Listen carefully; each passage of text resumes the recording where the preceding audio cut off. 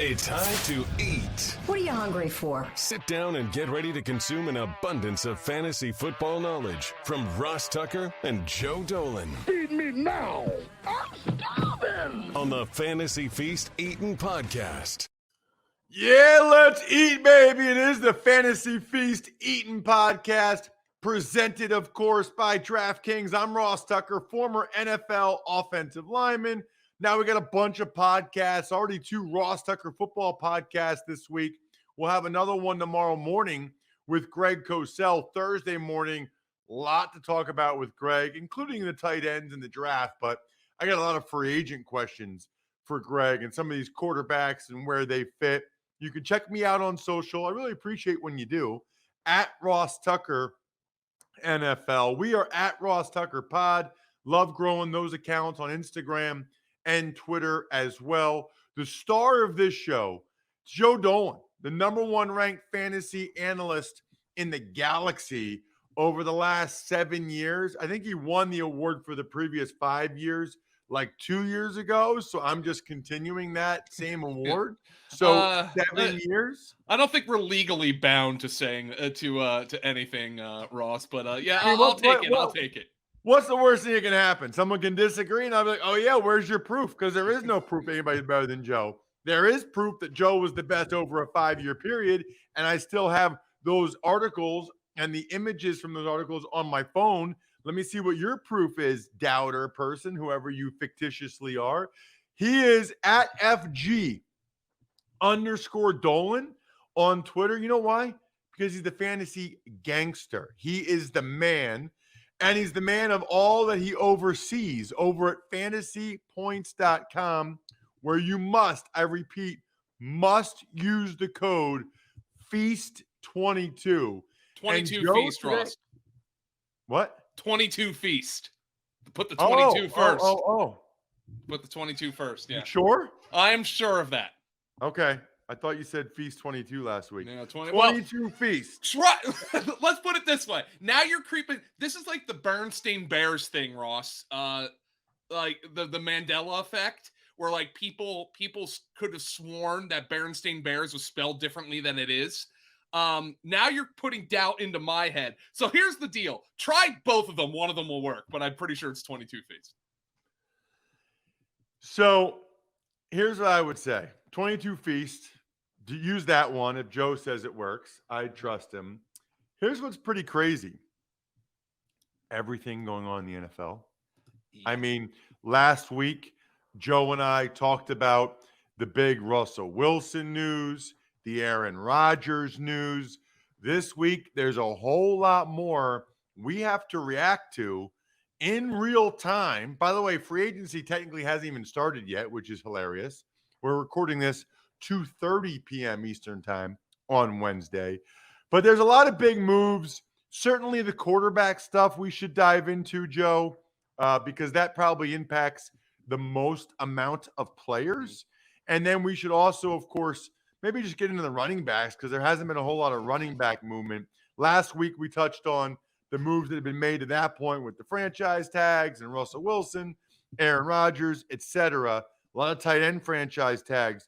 I think the first big move after we spoke last week that's extremely relevant has to do with Carson Wentz being traded from Indianapolis to Washington. Can't say I totally understand what Washington's doing, but they didn't ask me.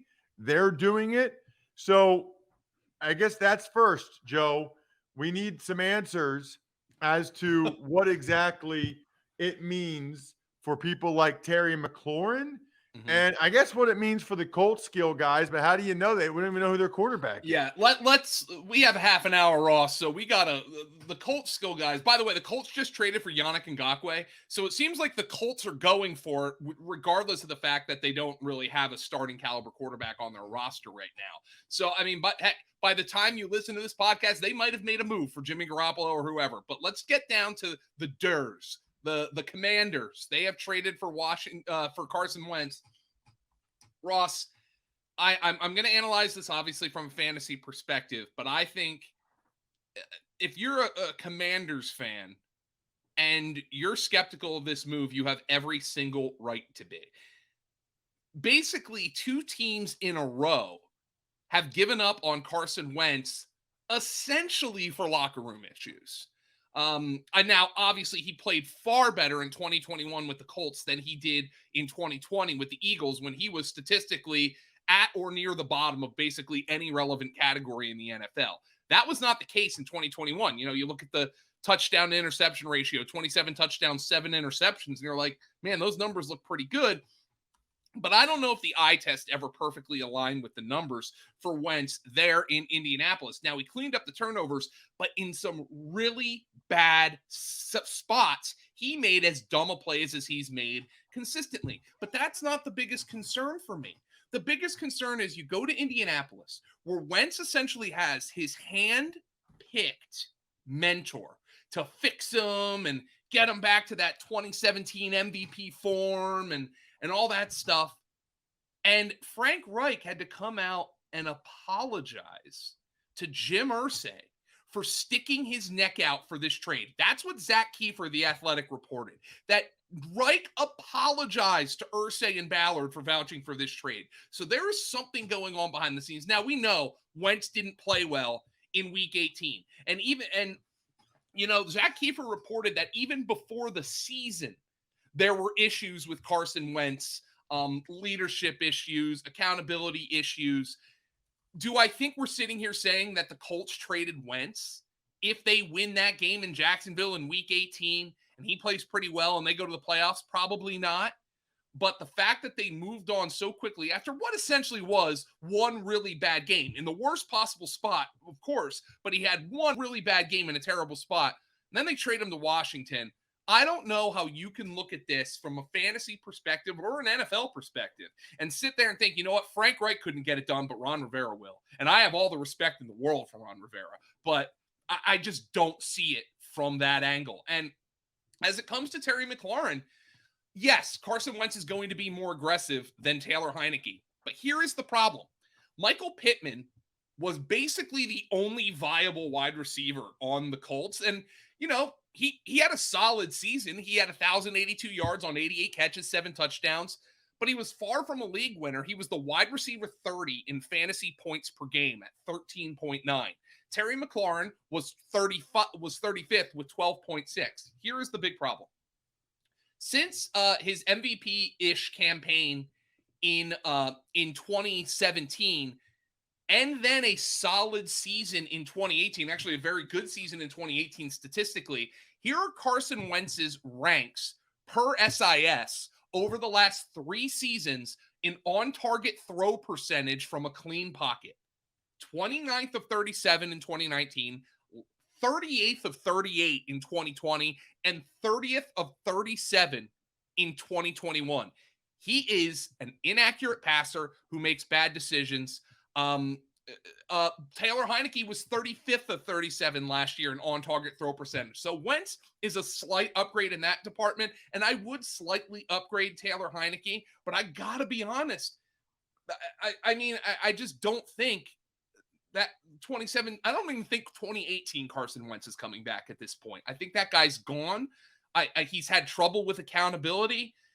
This seemed like a panic move from the Commanders to me. It broke right after it was right after the Russell Wilson trade broke, because we talked about Russell Wilson last week, and Wilson apparently was a non-starter. He wasn't going to go to Washington. So Washington decided, as opposed to getting in on the free agency with Mitchell Trubisky, who we'll talk about, we're just going to go get Carson Wentz. And it doesn't really move the needle for me on Washington, Ross. I would say I think he's an upgrade on Heineke, but one that significantly moves the needle for Terry McLaurin, probably not so much. While we're on the Commanders, I feel like we need to talk about this, Joe. Jd Mckissick. Yeah.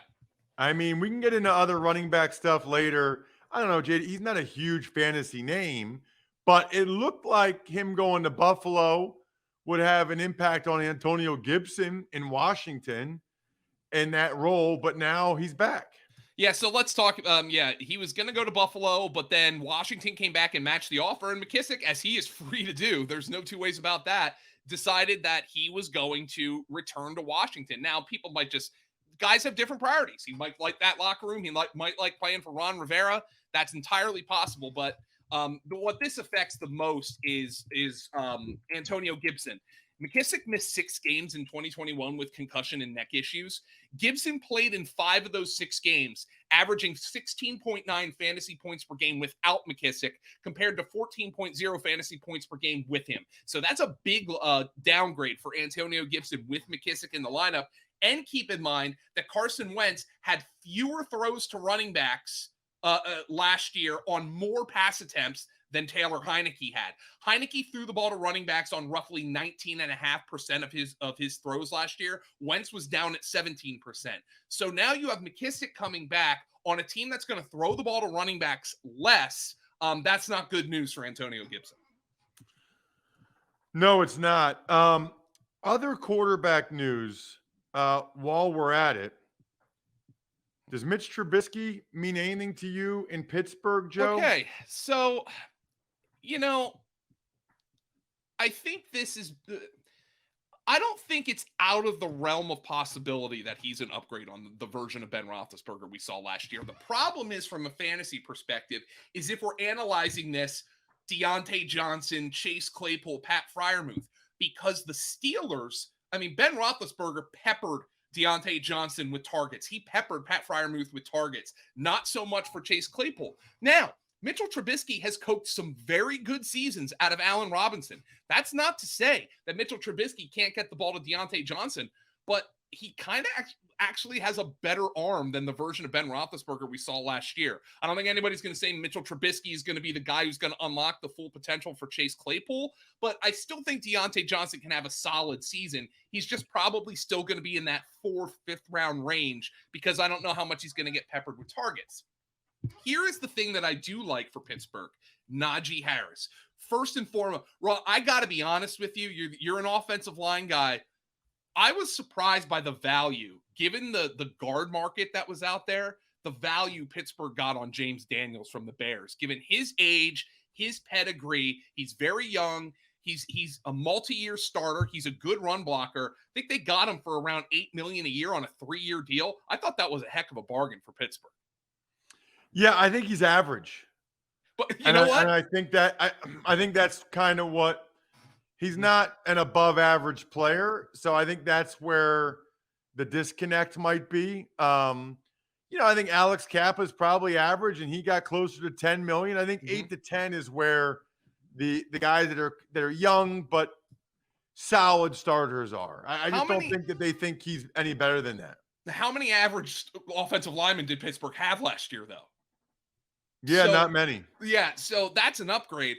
And then you know what Matt Canada likes to do? He likes to stretch the defense. He likes to do the RPO stuff. Mitchell Trubisky adds an element of that to Pittsburgh's offense. I think you're going to see the design quarterback run game, and I really think it's going to open up a little bit more room for Najee Harris to run than he did last year.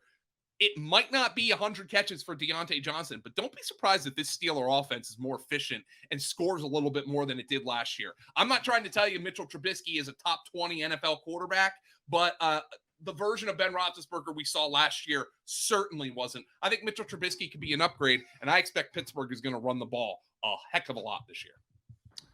That will be very interesting. It's interesting to me that DraftKings, the leading sportsbook app, is here to help you and your friends get in the game with different ways to fund your DraftKings account. Did you know you can fund it with cash? Just sign up in the DraftKings Sportsbook app, select Fund with Cash in the payment section, and get a digital barcode. Then just take your cash and barcode to any one of their thousands of participating stores. Super easy. While you're there, why not pick up some DraftKings gift cards? Don't know what to get your buddy for his birthday? DraftKings gift card. Want to say thanks to the neighbor who helped you do whatever? I personally think it's the best Mother's Day and Father's Day present ever. Why not get your parents all in on betting on sports? Be a heck of a lot more fun to talk to them. I love my mom, but if my mom was betting on sports, that would be amazing. Just visit DraftKingsGiftCard.com to find a participating store near you. March is here. Get in the game with these two awesome, fun, and easy account funding options.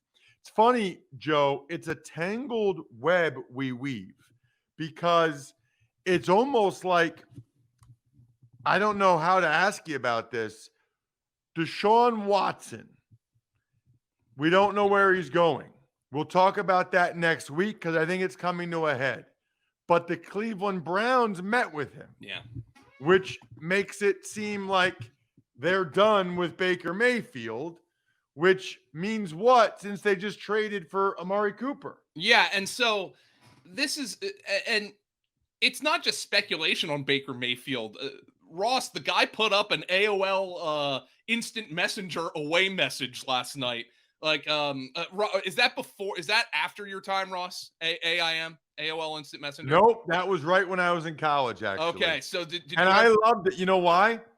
When my roommates would like leave their room, yeah, I would go on and chat with their girlfriends, and it was amazing. I had a lot of fun doing that, actually. Did you ever use any emo lyrics in your away message? No. What did you listen to when you were in college? Not a band that I used to love putting Smashing Pumpkins lyrics in there. I don't remember, to be honest with you. Okay, yeah, that was a little Dave Matthews Band too. I've seen them way more times than I'd like to admit.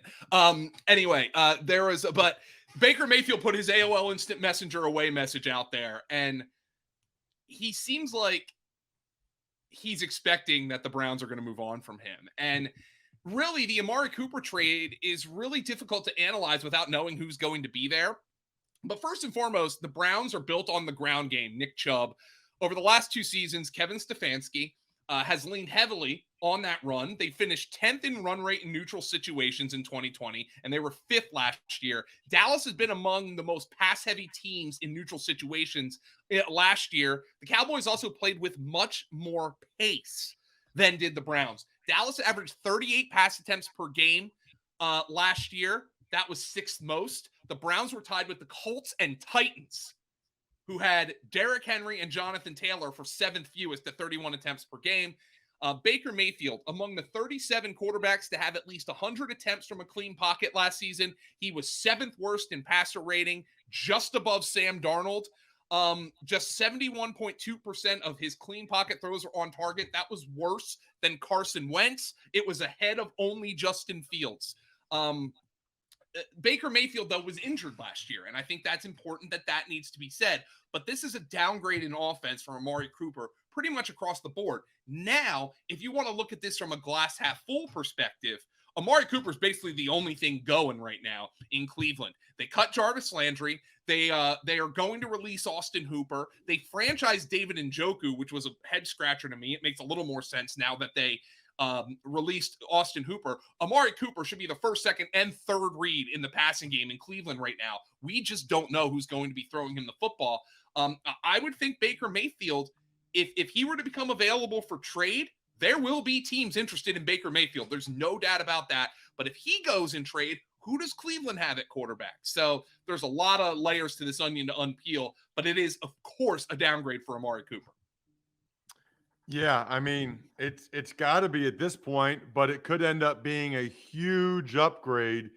There's going to be so many dominoes, I feel like, that fall after we finally get the Deshaun Watson news. Some people think it might come down today. He's supposedly meeting with the Falcons. Sounds like maybe that's where he wants to go. 4 teams, Ross, is the official word, I think, that most are reporting. What's that? The 4 teams seem to be in the running. The 3 NFC South teams outside of Tampa, which they had a little bit of news this week, and Cleveland, which it doesn't seem to line up with Watson's, I guess, wants to be in the South, but I mean, who knows at this point. So it is interesting. You're right. New Orleans, Atlanta, Carolina. I think he wants to go back near Georgia, where he's from. While we're on that, by the way, I almost forgot about Tom Brady. How about this? We're the first podcast ever to go almost 20 minutes and not mention that Tom Brady unretired.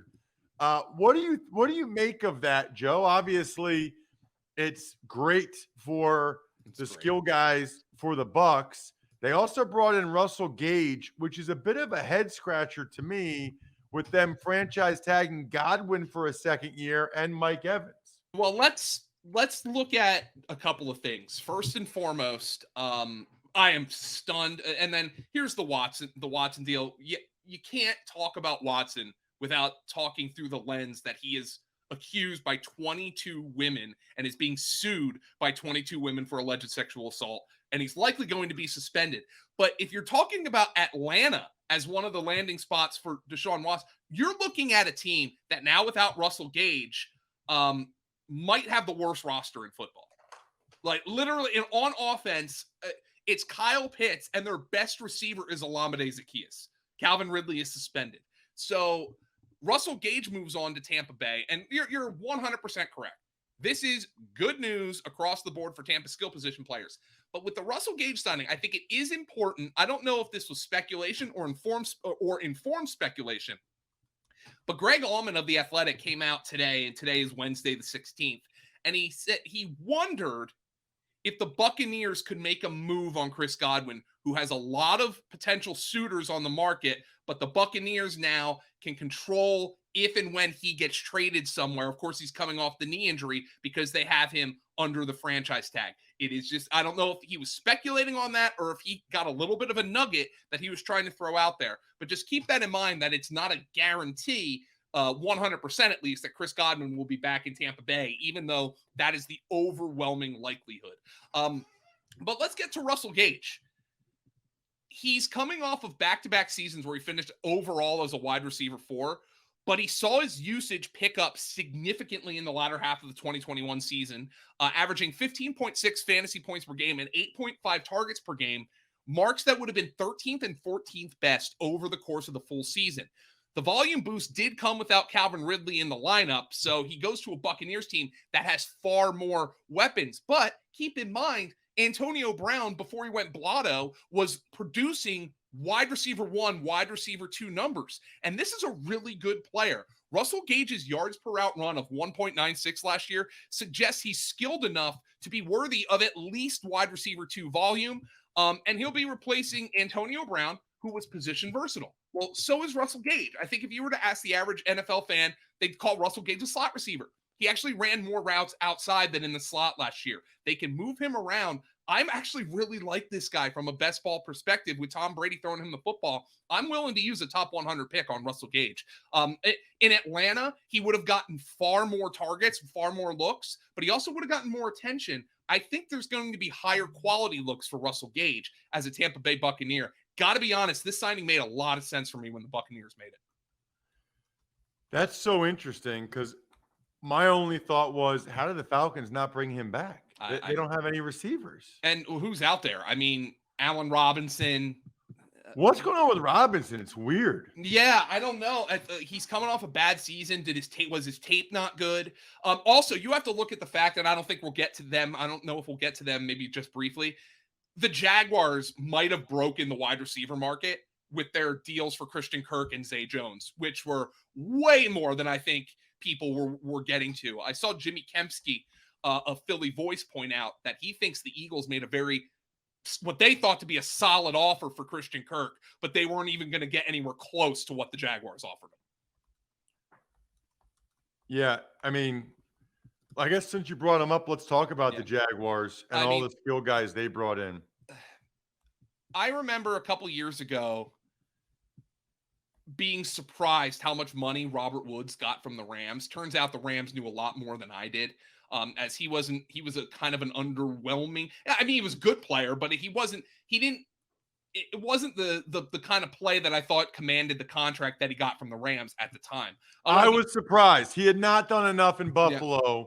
He had not done enough of Buffalo to justify that. And of course, the Rams obviously nailed that. They nailed the evaluation of the player and saw him as a good fit. The Zay Jones one is utterly baffling to me. I got to be honest with you, Ross. I mean, 3 years worth up to $30 million, $24 million is the base. I mean, this is a guy who has 1,884 receiving yards in 5 seasons, and he has 2 touchdowns total in the last 3 seasons.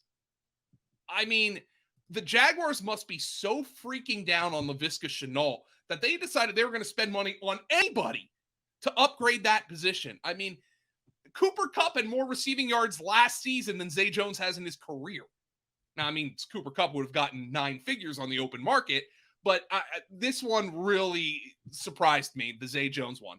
Christian Kirk, I'm surprised with how much he got, but I'm a little less surprised that somebody with his explosive talent was valued highly at his age. He's 26 on the open market, but still, here's a guy who has 17 touchdowns in a 4-year NFL career, and 9 of those touchdowns have come in 4 games. So it's essentially he has a 3-touchdown game. I think in 2019, all 3 touchdowns of his came in a single game, and he has 3 more 2-touchdown games. So this is a guy who's been a splash player as opposed to a consistent threat in his career. He is being paid like a number 1 wide receiver. Now, last year, Christian Kirk did emerge as Arizona's number 1 wide receiver once DeAndre Hopkins went down in week 14. And in his 4 games without Hopkins, Kirk averaged 16.3 fantasy points per game. That would have been 12th best in the NFL. The Jaguars better hope that he just needed a change of scenery. Trevor Lawrence better hope that he needed a change of scenery. Oh, by the way, they added Evan Ingram to this mess as well. There'll be plenty of snaps for both Ingram and Dan Arnold, though, because as you well know, Doug Peterson loves 12 personnel more than I love my dogs. So, and that's a lot. I did not want to say something like my children because I don't have children. So yeah, he does love that. But Doug Peterson loves him some 12 personnel. I think Ingram's going to be a big slot. This is a contract that to me suggests they're going to put Christian Kirk outside, and he's been better as a slot receiver in his career.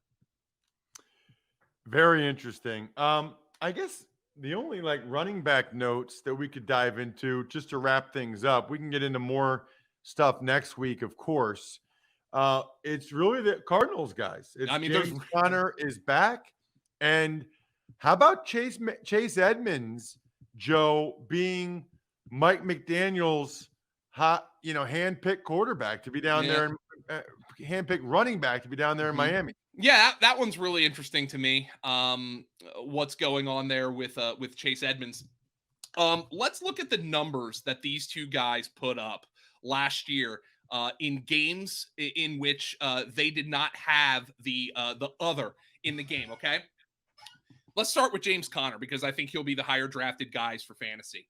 Conner was one of the best value signings all last year for the Cardinals. Now he's on a 3-year deal. He was 5th in total fantasy points, 9th in fantasy points per game. But it's worth noting that in games without Chase Edmonds last year, James Conner averaged 23.1 fantasy points per game, and there were 6 of them, which included 2 finishes as the overall number 1 weekly running back. That average was higher than Jonathan Taylor put up for the full season. I feel like that is potentially a trap. But James Conner was excellent last year without Chase Edmonds. Meanwhile, Chase Edmonds averaged 19.9 fantasy points per game in 2 games without James Conner last season, so he can score big in spurts. I just think it's much more likely Miami adds somebody to compete with Edmonds than it is that Arizona's going to add somebody. I think Arizona will draft a back to compete with James Conner. So James Conner is probably going to be drafted in the first 3 rounds for fantasy. I think it'll be a 5th, 6th round range for Chase Edmonds when all the dust settles. I might be a little skeptical to buy in on both of those, but James Conner was a week winner when Chase Edmonds was out last year, and it's hard to ignore that. Just keep in mind, you're going to have to take under on 18 touchdowns. That's not happening again. Speaking of a little time to process, we'll have some time to process all these moves over the next week or so. Probably going to have to do another episode like this, Joe, next week because there's going to be more moves, running backs, tight ends, wide receivers, Allen Robinson that we got to discuss next week just to make sure everybody's on top of things. Certainly there's some other DJ Chark to the Lions. I mean, there's other things we could get into. We'll save that for next week and really dive into the moves that we didn't touch on this week. The key is to check out Joe on social media at FG_Dolan, me at Ross Tucker NFL, us at Ross Tucker Pod, or check out the show on YouTube. At a minimum, just subscribe so you can see the highlight videos of the other shows that you may or may not listen to or watch. YouTube.com/Ross Tucker NFL.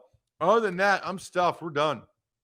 Thanks for listening to the Fantasy Feast podcast. Make sure to also subscribe to the Ross Tucker Football Podcast, Even Money, Business of Sports, and the College Draft. All available at Apple Podcasts, rosstucker.com, or wherever podcasts can be found. A lot of times on the show, I mentioned DraftKings. Here's what you need to know. You got to be 21 or older, New Jersey, Indiana, or Pennsylvania only. New customers only. Restrictions apply. See DraftKings.com/sportsbook for details. Gambling problem, call 1-800-GAMBLER, or in Indiana, 1-800-9-WITH-IT. By the way, if what I was talking about included a deposit bonus, doesn't always, sometimes it does. Deposit bonus requires 25 times playthrough, and deposit bonuses are paid out in site credit.